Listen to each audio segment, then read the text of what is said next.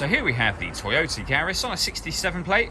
I'm going to start off by showing you inside the boot, and then we'll hop in and run through some controls on the inside of the car from there. As you can see at the back of the car here, we have reversing sensors, plenty of boot space as well, along with that 60/40 split folding rear seat should you wish to increase this space even further. Okay, now that we're inside the car, we're going to start with the dials. On the left-hand side, we have the rev counter and coolant temperature gauge. And on the right-hand side, the speedometer and fuel gauge.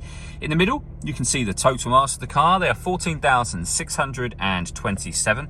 The information displayed above that can be changed using buttons on the steering wheel. You can, for example, have a digital readout for the speedometer, as you can see. We back out to the steering wheel. The buttons I was using are just here. You can see that changing the information in the middle there. We've got cruise control over that side as well, just here and here. And then over on the left-hand side, stereo controls for the car.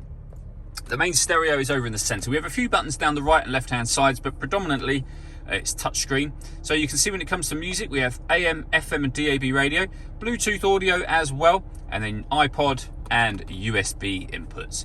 You can pair your phone by hitting this button just here. If I put the car into reverse, you'll also see the full color reversing camera as well. Below that, we then have the air conditioning for the car. So you can determine the direction you'd like the air to be distributed in, the fan speed, and the temperature.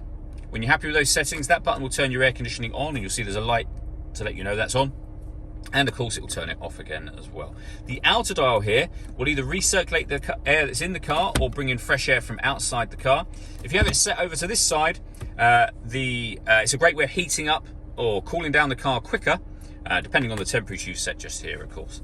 We have a 12-volt charging socket, USB input, the gear lever for the fully automatic gearbox. You can then put the gearbox into sport mode, and you can turn the traction control on and off for the car.